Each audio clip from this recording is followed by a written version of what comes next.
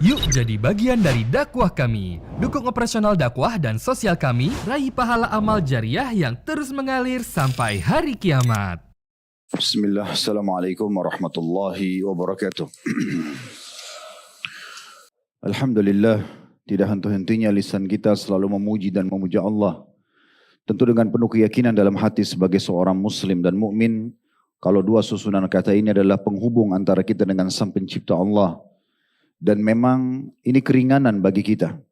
Karena hanya dengan mengucapkan dua susunan kata ini, Alhamdulillah, maka seluruh kebutuhan kita untuk menjalani roda kehidupan di muka bumi ini akan terpenuhi. Sebagaimana Allah telah berfirman, La in syakartum la azidannakum. Kalau kalian bersyukur, maka pasti aku akan tambah. Nikmat Allah terlalu besar, saudaraku seiman. Kalau kita mau nilai dan menghitungnya, maka kita tidak akan mampu. Dari awal kita lahir sampai detik ini, di malam ini kita masih hidup, dari makanan, minuman, pakaian, oksigen, air, apa saja. Sudah sulit sekali untuk dihitung. Dan Allah sudah berfirman dalam kitabnya yang mulia Al-Quran, Wa in ta'uddu ni'matallahi la tuhsuha. Kalau kalian mau coba-coba menghitung nikmat Allah, maka kalian tidak akan mampu. Maka sebuah keringanan yang luar biasa yang Allah berikan kepada kita, hanya rutin mengatakan Alhamdulillah, dianggap kita sudah bersyukur dan semua nikmat akan dipenuhi oleh Sang Pencipta Allah. Termasuk Allah masih memudahkan kita, diberikan umur lagi hari ini, dan sudah menyelesaikan kemarin Ramadan dengan berbagai macam program ibadahnya. Ini sebuah nikmat yang tidak terhingga, maka kita harusnya bersyukur dan menikmati semua fasilitas ini dengan menggunakan di atas ketaatan kepada Allah Subhanahu wa taala. Ibnu Qayyim rahimahullah berkata, tidak pantas seorang hamba diberikan nikmat oleh Allah Subhanahu wa taala lalu dia menggunakan nikmat tersebut di atas kemaksiatan kepadanya. Selanjutnya kita panjatkan salam hormat kita kepada utusan Allah Nabi besar Muhammad sallallahu alaihi wa ala alihi wa sahbihi wasallam, sebagaimana Allah telah perintahkan kita untuk mengucapkan salam hormat tersebut. Materi kita malam ini berbahas tentang masalah dosa-dosa besar. Tepatnya judulnya sebenarnya menunda panggilan kedua orang tua. Namun sebelum membahas itu, saya secara pribadi terus saja mengingatkan diri saya dahulu, baru kemudian seluruh kaum muslimin dan muslimat yang dapat menjangkau suara kami tentunya, untuk menjadi hamba-hamba Allah yang setelah Idul Fitri ini adalah hamba-hamba Allah yang terus semangat dalam menambah dan menjaga keimanan, menambah dan juga menjaga amal saleh, serta menjauhkan diri dari dosa-dosa. Rugi sekali saudaraku seiman, setelah kita kemarin 1 bulan di training langsung oleh Allah Subhanahu wa taala agar terbiasa dalam ketaatan. Di siang harinya kita mengerjakan ibadah yang sangat mulia, yaitu berpuasa. Dan sudah kita ketahui dalam hadits Bukhari disebutkan tidak ada ibadah yang bisa menjangkau atau menyamai pahala puasa. Allah akan membalasnya secara langsung karena kita meninggalkan makanan, minuman dan syahwat karena Allah. Dilatih dan ditraining terbiasa patuh kepada Allah. Bukan hanya mengerjakan ketaatan puasa, tapi juga meninggalkan larangan. Makanan dan minuman walaupun halal, biologis juga yang halal pun suami istri, di siang hari Ramadan diuji oleh Allah untuk tidak dikerjakan. Agar kita nanti setelah Ramadan seperti sekarang terbiasa untuk selalu patuh dan tunduk kepada Allah Subhanahu wa taala, baik dalam mengerjakan perintah ataupun meninggalkan larangan. Kalau selama Ramadan yang halal saja kita bisa menahan diri dari makanan, minuman dan syahwat yang halal, maka tentu saja lebih pantas kita bisa meninggalkan yang diharamkan. Dan itu tujuannya agar kita menjadikannya sebagai training, pelatihan yang kita siap terapkan 11 bulan ke depan selama Allah masih memberikan umur sampai Ramadan akan datang. Lalu Ramadan akan datang kita lebih semangat lagi untuk meningkatkan kualitas dan kuantitas keimanan serta juga amal-amal saleh kita untuk bekal 11 bulan lagi ke depan, begitu terus sampai kita bertemu dengan Allah Subhanahu wa taala dalam kondisi semuanya sudah maksimal kita usahakan, dan Allah akan memberikan balasan, innallaha yarzuqu may yasha' bighairi hisab. Allah kalau sudah memberikan rezeki dan balasan pada seseorang maka tidak ada batasannya. Maka kita harusnya lakukan semangat atau kita lahirkan semangat untuk beribadah. Malam harinya kita sibuk dengan sholat tarawih, di akhir Ramadan dengan i'tikaf. Mungkin teman-teman yang Allah mudahkan umroh di bulan Ramadan. Maka sayang sekali kalau sudah lewat Ramadan seperti sekarang, maka ada orang di antara kita, semoga Allah berikan hidayah, justru dia menurunkan kualitas ibadah, iman dan juga amal solehnya. Jadi bukan dia upgrade, tapi dia malah downgrade dirinya. Dan ini disayangkan sekali. Sebagai peringatan, kita bisa mendengarkan perkataan Ka'ab radhiyallahu anhum. Perkataan ini sangat menarik, disebutkan dalam kitab Lataif Al-Ma'arif di halaman 390. Man sama Ramadan wa huwa yuhaddithu nafsahu idza aftara min Ramadan lam ya'sillaha dakhala al-jannata bi ghairi mas'alatin wala hisab. Siapa yang berpuasa Ramadan dan dia menyelesaikan Ramadan, artinya masih hidup seperti kita sekarang, ajalnya belum datang, menyelesaikan Ramadan. Sementara dia bertekad dalam dirinya setelah Ramadan tidak akan pernah lagi terjerumus dalam pelanggaran-pelanggaran atau maksiat kepada Allah. Dipastikan pada saat dia meninggal, dia akan masuk surga tanpa ada masalah dan tanpa ada hisab. Lalu beliau mengatakan, وَمَنْ صَامَ رَمَضَانَ وَهُوَ يُحَدِّثُ نَفْسَهُ إِذَا أَفْطَرَ عَصَى رَبَّهُ فَصِيَامُهُ عَلَيْهِ مَرْدُودٌ. Dan siapa yang berpuasa Ramadan, lalu dia menyelesaikan Ramadan, berhasil masih hidup sampai seperti sekarang, melewati Ramadan dan Idul Fitri, namun dia bertekad dalam dirinya untuk bermaksiat lagi kepada Tuhannya setelah Ramadan, maka puasanya tertolak. Jadi statement ini sebenarnya sangat tepat untuk kita jadikan sebagai pegangan buat kita. Jangan justru setelah tiba Idul Fitri, lisannya mengatakan Alhamdulillah, tapi Alhamdulillahnya sering saya bahasakan salah tempat. Karena dia mengatakan Alhamdulillah, sekarang saya sudah lepas tanda kutip dari penjara ibadah. Alhamdulillah tidak lagi puasa, tidak lagi sholat malam, tidak lagi berzikir, tidak lagi baca Quran.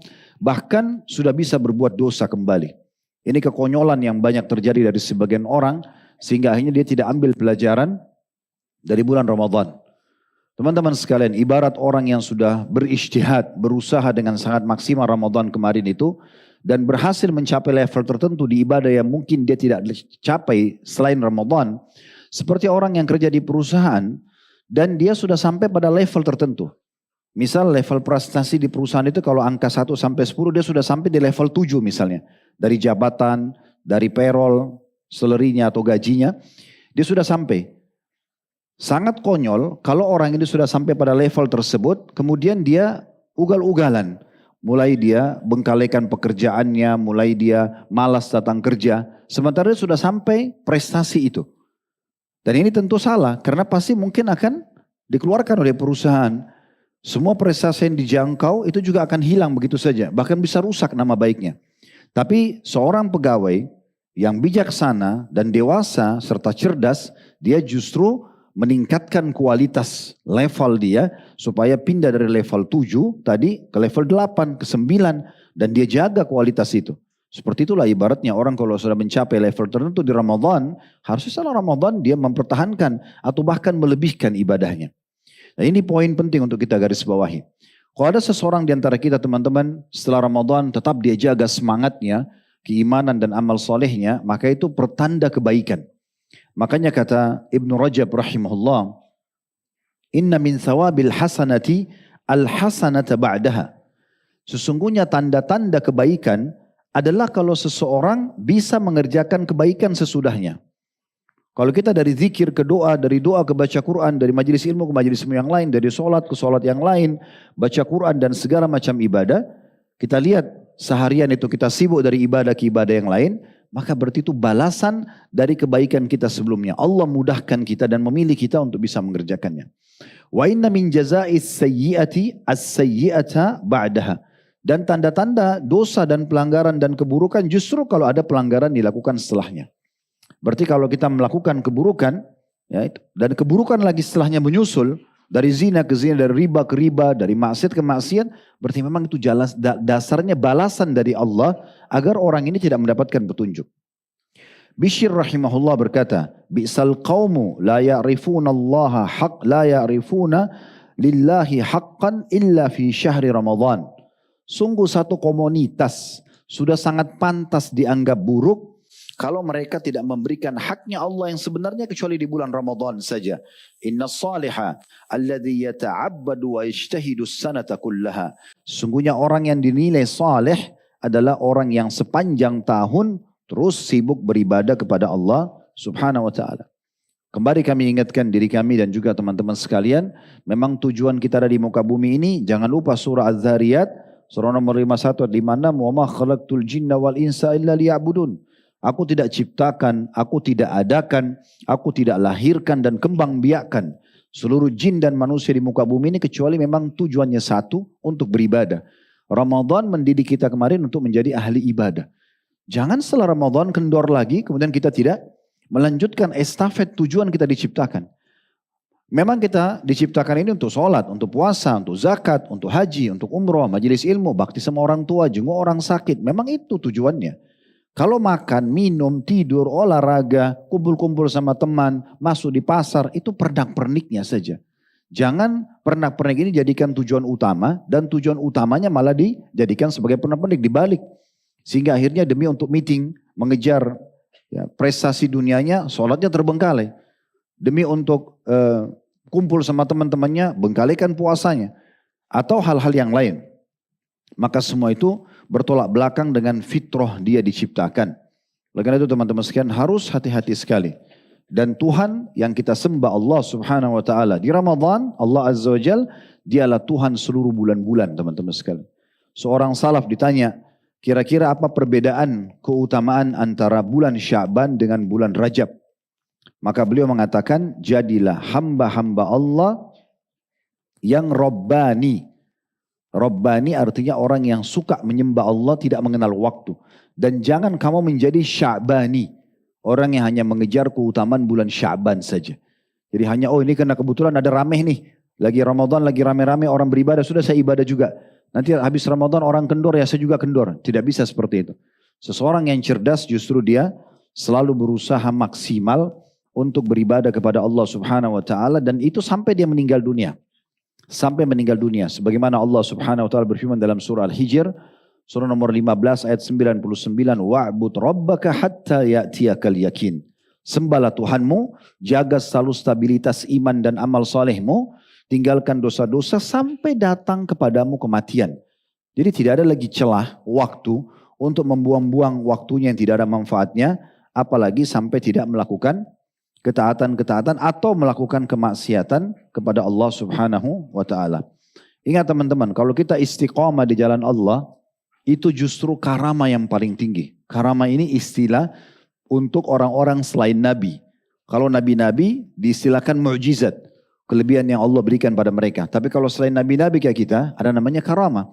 Karama itu justru puncaknya kalau seseorang bisa istiqamah. Dari detik ke detik hidupnya itu selalu dalam ketaatan. Itu karama tertinggi.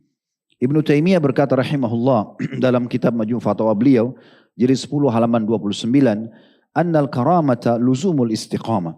Mau tahu puncaknya daripada karamah? Kelebihan yang Allah berikan kepada wali-walinya justru bila seseorang bisa istiqamah di atas ketaatan. Jadi bukan karena terbang di atas air misalnya atau bisa mengubah batu menjadi apa, emas atau yang lain, bukan. Justru orang bisa istiqamah di atas ketaatan, sibuk dari ketaatan dan memang hatinya tergerak untuk itu. Allah pilih dia di antara hamba-hambanya yang mau ibadah, maka itulah karamah yang sebenarnya. Dan kita tutup mukaddimah ini, karena ini kalau mau dibahas jadi tema tersendiri. Tapi kemarin sempat sudah kami singgung di acara Tablik Akbar juga di Kota Makassar, di Rujab Gubernur. Tema masalah ini nanti insya Allah kalau sudah diangkat di media, teman-teman bisa kembali membahas atau mendengarkan ceramah kami, judulnya apa setelah Ramadan.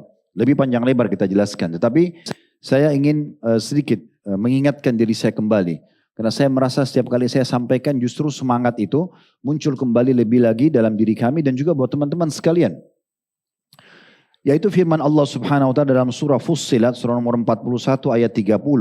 Di mana Allah Subhanahu wa ta'ala berfirman, innal ladzina qalu rabbunallahu thumma istaqamu tatanazzalu alaihimul malaikatu alla takhafu wa la tahzanu wa abshiru bil jannati allati kuntum tu'adun. Sesungguhnya orang-orang yang mengatakan, mengikrarkan Tuhanku Allah. Dan insya Allah kita termasuk. Kalau tidak mungkin kita hadir sholat tadi. Tidak mungkin kita duduk dalam majelis ilmu ini. Orang-orang yang mengikrarkan Tuhan kami adalah Allah, kemudian mereka istiqomah, konsisten. Udah sekali beramal soleh begitu dijaga atau bahkan dilebihkan kalau bisa, bukan dikurangi. Sekali tidak menutup diri dari dosa, tutup selamanya. Maka pada saat mereka meninggal, malaikat-malaikat akan turun menemui mereka. Seraya berkata kepada orang-orang beriman ini pada saat meninggal, tidak perlu kalian takut, tidak perlu kalian sedih, dan terimalah berita gembira dengan surga yang telah dijanjikan untuk kalian. Kata Ibnul Jauzi rahimahullah berhubungan dengan masalah tafsir ayat ini, ya surah Fussilat ayat 30, ulama tafsir memaknakan istiqomah dengan istiqomah di atas tauhid. Tidak ada kesyirikan dalam hidupnya. Istiqomah dalam ketaatan dan menunaikan semua kewajiban Allah. Apa saja yang diperintahkan, wajib atau sunnah semua dia sibuk kerjakan. Dan istiqomah di atas ikhlas dalam beramal sampai ajal datang. Dinukil dari kitab Zadul Masir jilid 5 halaman 304. Dan Ibnu Katsir mengatakan rahimahullah di dalam tafsir Quran Azim beliau jilid 6 halaman 526. Orang istiqomah akan mendapatkan keutamaan yang pertama. Tentu saja keutamaan yang dimaksud dari ayat tadi. Malaikat akan turun dan akan menghampiri mereka pada saat ajal datang. Mereka mendapatkan. Yang pertama adalah malaikat akan berkata pada mereka, jangan khawatir dengan keselamatan di akhirat.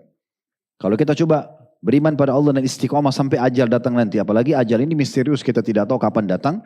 Maka di saat malaikat itu datang, yang pertama mereka ucapkan, itu adalah tidak perlu kalian khawatir dengan setelah mati ini. Di akhirat kalian akan selamat, karena selama ini kalian sudah beriman pada Allah dan istiqomah. Itu berita gembira pertama dari malaikat. Yang kedua, jangan atau tidak perlu kalian bersedih dengan dunia yang kalian tinggal.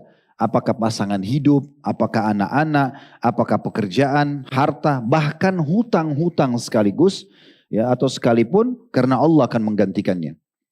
Jadi tidak perlu ada kesedihan. Mungkin selama ini kita kalau safar masih sedih, mungkin berpisah dengan pasangan hidup, dengan anak, dengan lingkungan kita, teman-teman, pekerjaan. Tapi nanti kalau meninggal, kita berpisah selamanya dengan dunia ini, maka malaikat akan mengatakan, sudah lupakan semua itu, Allah akan mengurus. Sekarang tidak perlu ada kesedihan tentang apa yang ditinggal. Dan yang ketiga, disampaikan berita gembira, inilah saatnya kalian akan menikmati surga yang sudah dijanjikan. Maka manfaat orang istiqomah itu luar biasa.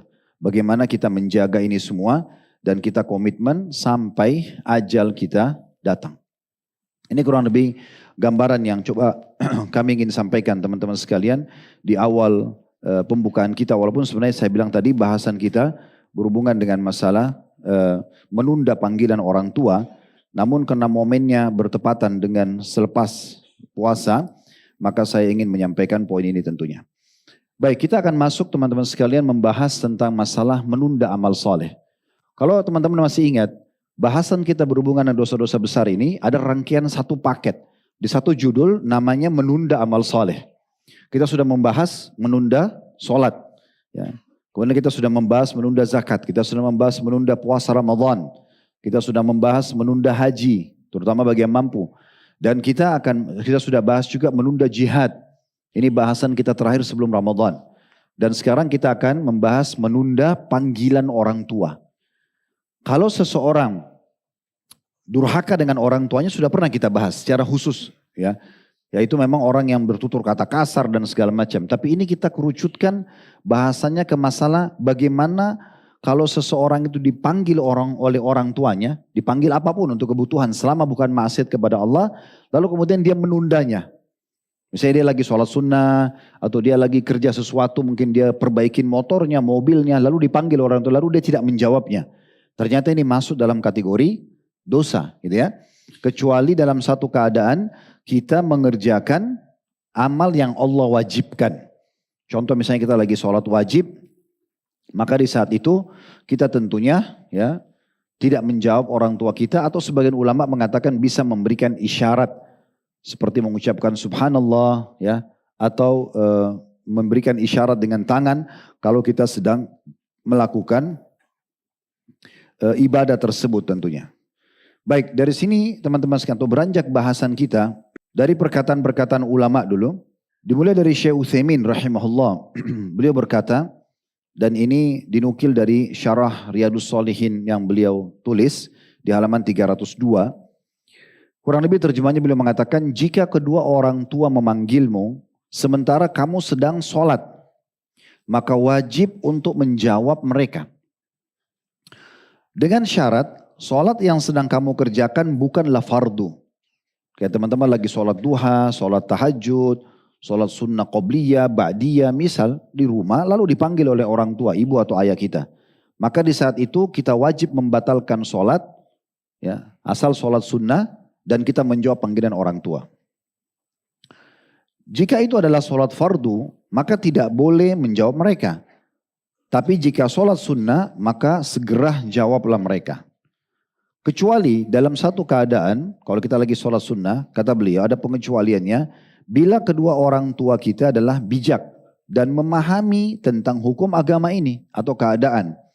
Dan jika mereka tahu kamu sedang sholat, mereka akan memaklumi. Dalam kasus ini cukup memberikan isyarat kalau kamu sedang sholat seperti dengan berdeham atau mengatakan subhanallah atau mengeraskan suara bacaan ayat atau doa agar yang memanggil tahu kalau kamu sedang sholat.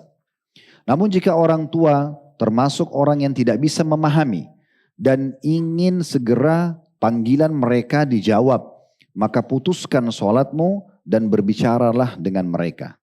Namun adapun sholat fardu, masih ke perkataan beliau ya, maka tidak boleh diputuskan untuk siapapun, kecuali dalam keadaan darurat.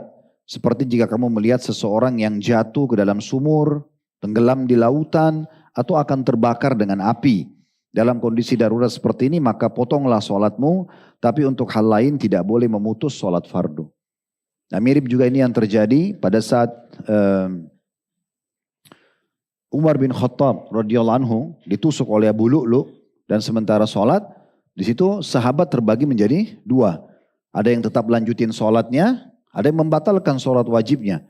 Kemudian mereka membantu Umar, menyelamatkan Umar dari serangan Abu Lu'lu.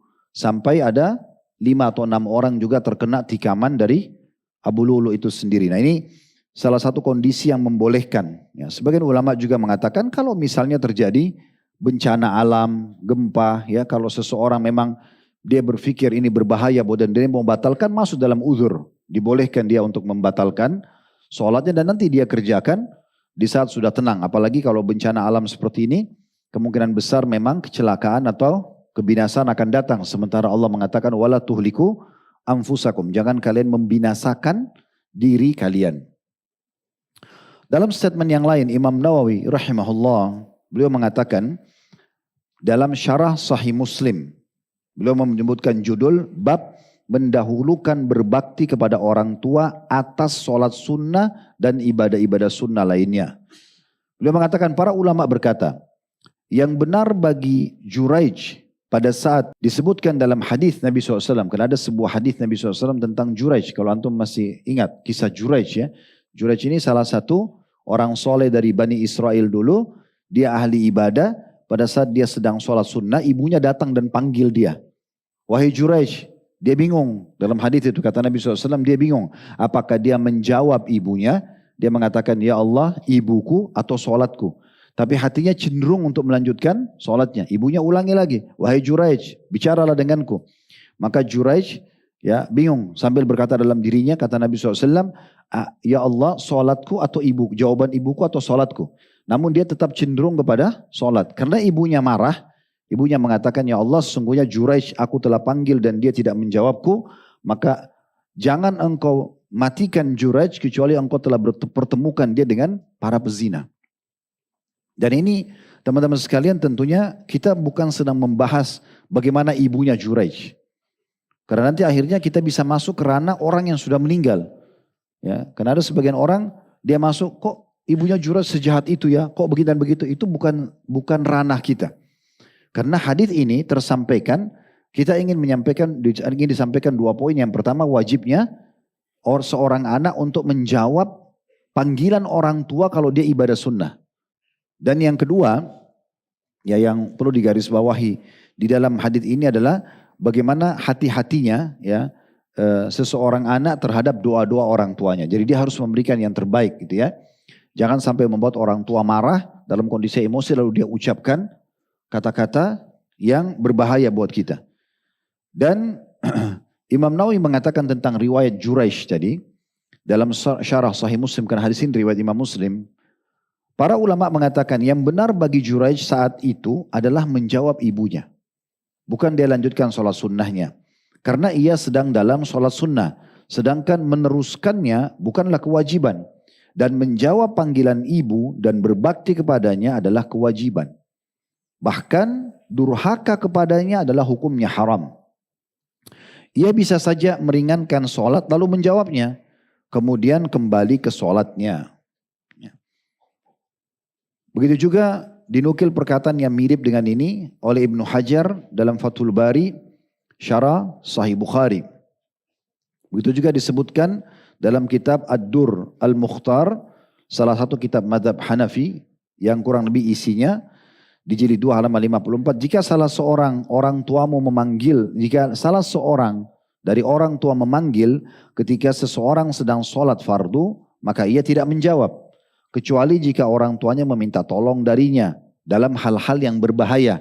Misal orang tua kita pakai kursi roda dan dia pada saat itu jatuh, ya, atau dia kepleset, kebentur kepalanya, lagi keluar darah. Kalau tidak dibantu segera mungkin bisa membahayakan. Mungkin di saat itu mirip kasus Umar bin Khattab pada saat ditusuk. Tetapi kalau hanya sekedar panggilan biasa, nak misalnya, atau dipanggil apa, kenapa minta tolong untuk diajak ditemani ngobrol, atau minta minum dan makan, itu mungkin masih bisa lanjutin sholat wajibnya. Tapi kalau sholat sunnah, semuanya mutlak harus dibatalkan, ya, untuk kita mematuhi dan menjawab panggilan orang tua. Makanya dikatakan dalam kitab tadi Ad-Durul Mukhtar, jika salah seorang dari orang tua memanggil ketika sedang dalam sholat fardu, maka pada saat itu ia tidak menjawab, kecuali jika orang tuanya meminta tolong darinya. Maksudnya jika orang tua minta tolong dalam keadaan darurat, gitu ya. Dan ini berarti menandakan dari statement-statement ini kita bisa lihat, ya, bagaimana statement para ulama tentang masalah tidak bolehnya seseorang menunda panggilan orang tua jika kita sedang sholat sunnah. Baik, kita kembali teman-teman sekalian melengkapkan bahasan kita dan mengingat kembali, mereview kembali tentang riwayat-riwayat dari Nabi SAW berhubungan dengan masalah pentingnya bakti pada orang tua. Dan saya mengingatkan buat teman-teman yang orang tuanya masih hidup. Ya, Allah Subhanahu Wa Taala sudah memanggil kedua orang tua kami sehingga bab baktinya tinggal terbatas kalau orang tua sudah meninggal. Seperti misalnya kita melanjut hubungan dengan saudara-saudara ataupun orang-orang yang pernah memiliki persahabatan dengan kedua orang tua. Mungkin juga ditambah dengan berdoa, bersedekah buat orang tua. Tapi itu terbatas sekali. Kalau masih hidup kita punya banyak pintunya. Di antaranya antum bisa memberikan makanan, ya, minuman, pakaian. Ini untuk orang mati sudah nggak mungkin. Jadi kalau sekarang masih ada peluang untuk itu luar biasa gitu ya. Ini juga sering saya ingatkan, ada beberapa cuplikan kami tentang masalah mudik kemarin.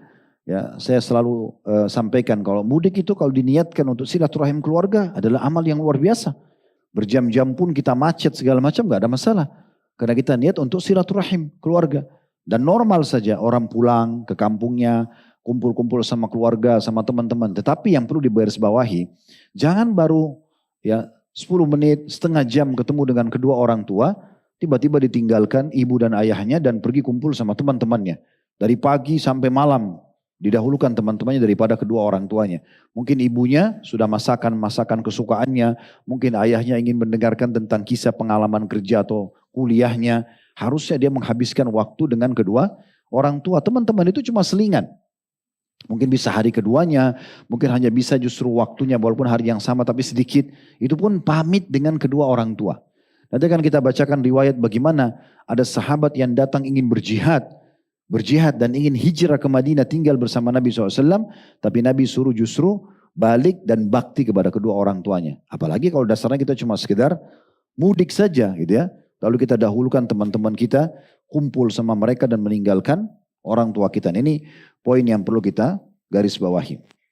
Baik, saya mengingatkan kembali hadis-hadis Nabi SAW seperti diantaranya masalah jihad tadi. Ada hadis yang sahih.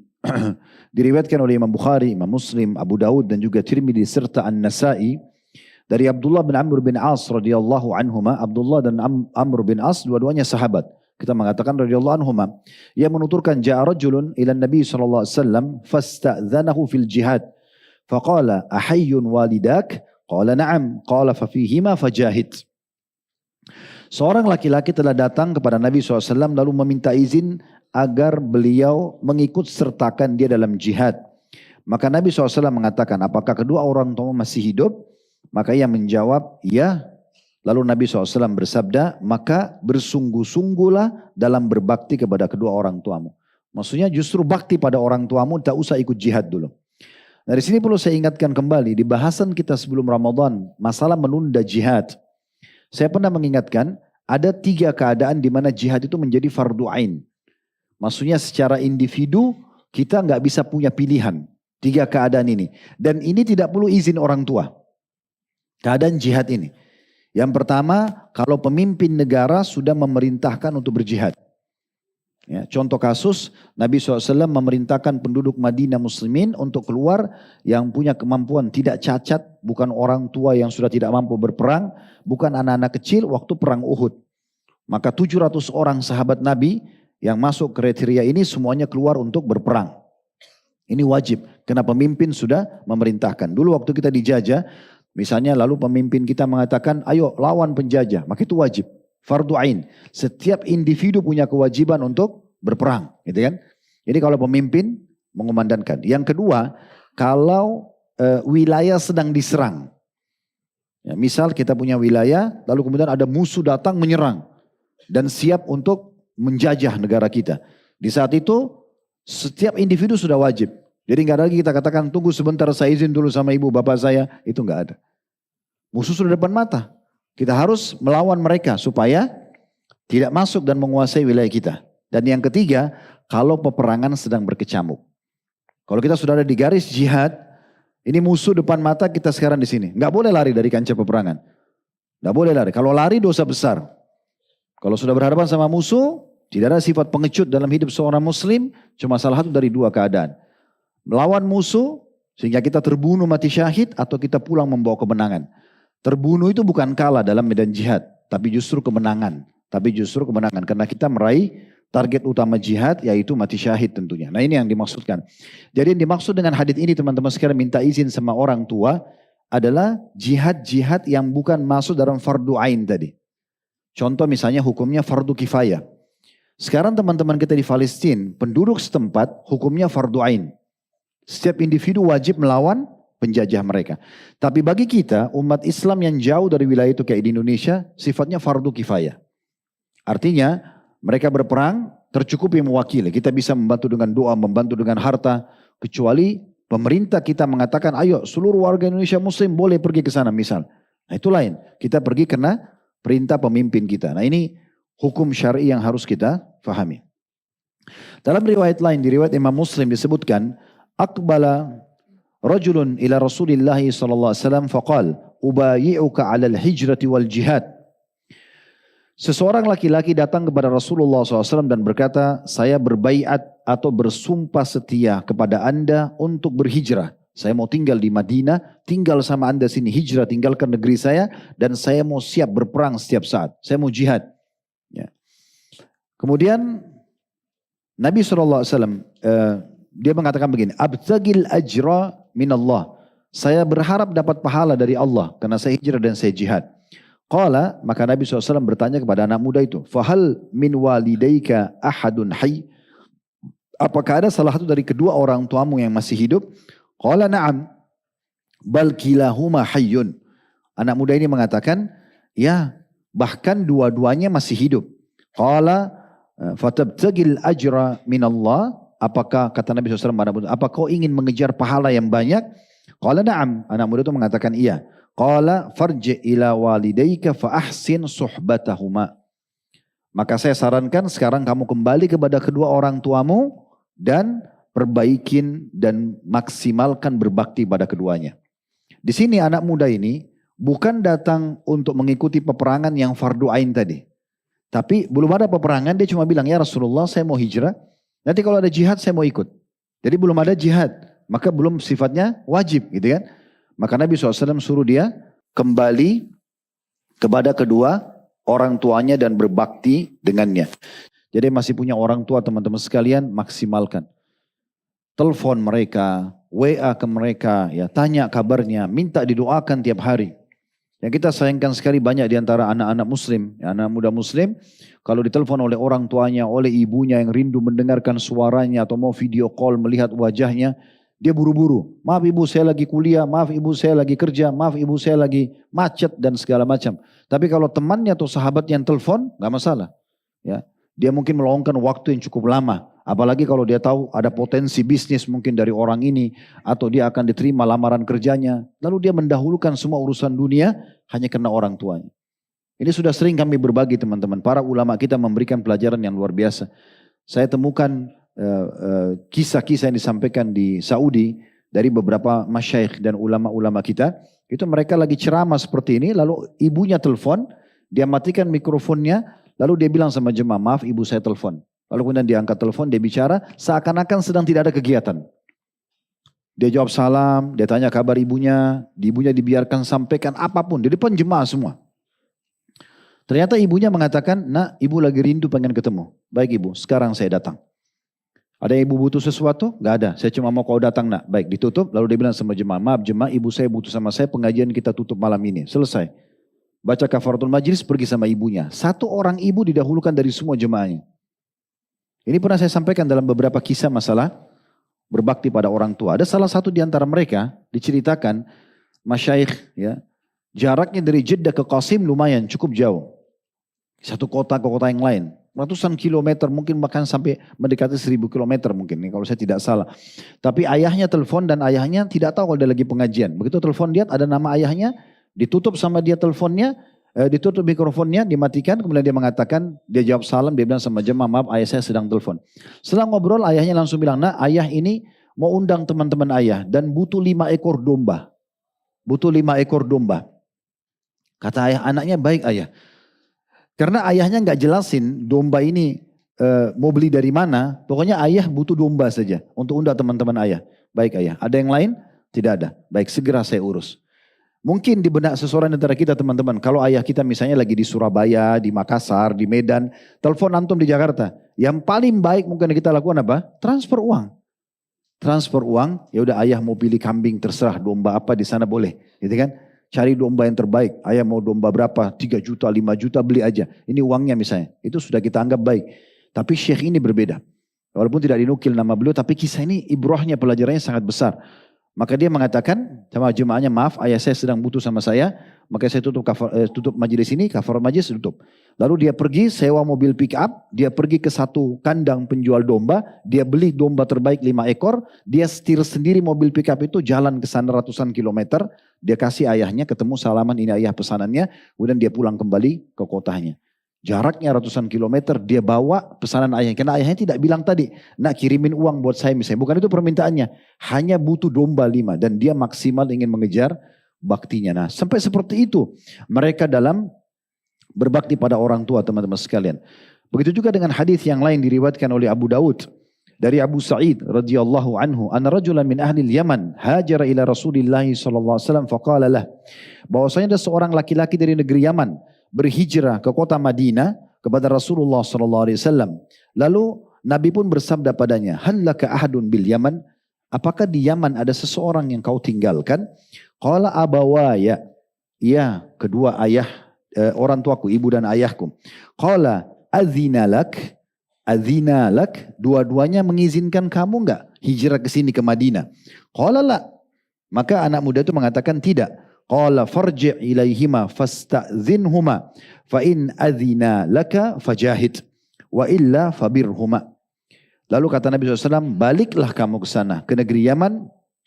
Padahal Yaman dengan Madinah itu jaraknya jauh sekali. Belum ada transportasi kayak kita sekarang. Dan antara Yaman sama Madinah waktu itu cukup banyak hal-hal yang tidak aman di jalan. Karena banyak perampok jalan segala macam gitu ya. Maka Nabi SAW kembali ke sana dan minta izin kepada keduanya. Kemudian jika mereka mengizinkanmu, maka silahkan kamu berjihad dan ikut hijrah di sini. Jika tidak, maka fokus berbakti pada keduanya. Di dalam riwayat yang serupa dengan ini, ya, tetapi lebih daripada itu kejadiannya, yaitu hadis yang diriwayatkan oleh Abu Daud juga dari Abu Hurairah radhiyallahu anhu, beliau mengatakan ja'a rajulun ila Nabi SAW yasta'dhinuhu fil jihad. Seseorang laki-laki datang dan meminta izin kepada Nabi SAW untuk berjihad. Faqal, maka Nabi SAW bertanya, ahayyun walidak, apakah kedua orang tua masih hidup? Qala na'am, orang itu mengatakan. Qala fafihima fajahid, maka pada keduanya lah kau kejar pahala jihad. Kemudian dalam riwayat lain dikatakan, bagaimana kau tinggalkan orang tuamu? Dia mengatakan, saya meninggalkan keduanya, ya, yabkiyan, dalam kondisi keduanya menangis. Maka kata Nabi SAW, irji' ilaihima fa'adhikhuma kama abkaitahuma. Pulang kepada keduanya, buat keduanya tertawa sebagaimana kau telah membuat keduanya menangis. Jadi ini luar biasa bagaimana ya kedudukan kedua orang tua, sampai-sampai jihad pun harus didahulukan ya kedua bakti orang tua daripada jihad itu, selama jihad itu hukumnya sunnah atau fardu kifayah.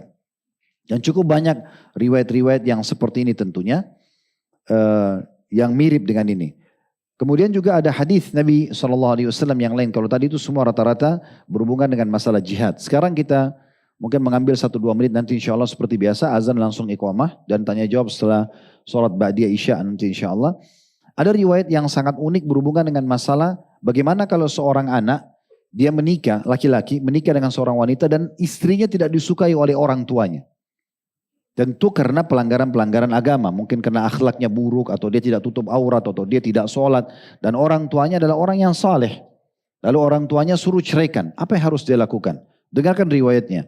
Dalam riwayat Ibnu Majah dan Tirmidzi, dan ini dinilai hadisnya sahih oleh Tirmidzi, Abu Darda berkata radhiyallahu anhu, anna rajulan atahu faqal, ada seorang laki-laki datang kepada Abu Darda dan berkata, inna limra'ah, sesungguhnya saya memiliki seorang istri. Wa inna ummi ta'muruni bitalaqiha, dan ibuku memerintahkan aku menceraikan istriku.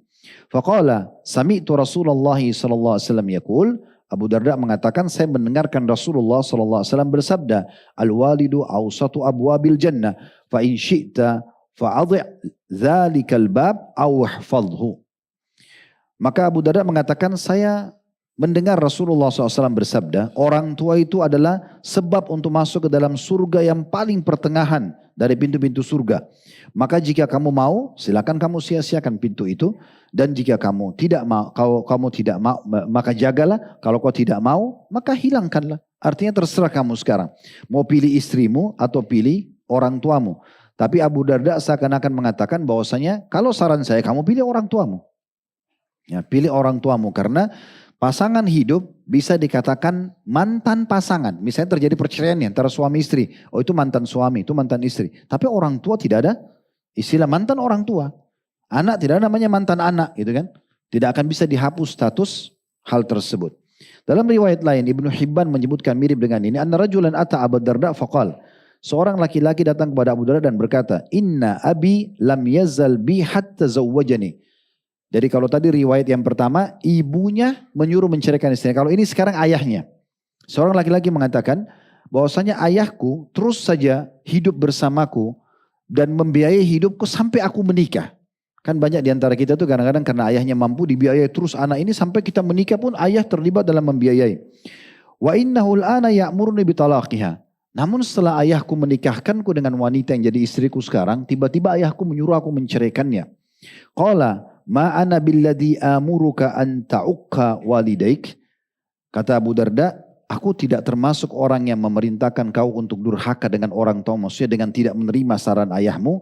Wala billadhi amuruka an tutalliqa imra'atak. Tapi aku juga tidak termasuk orang yang menyuruh kau menceraikan istrimu, maksudnya pilihan di tanganmu.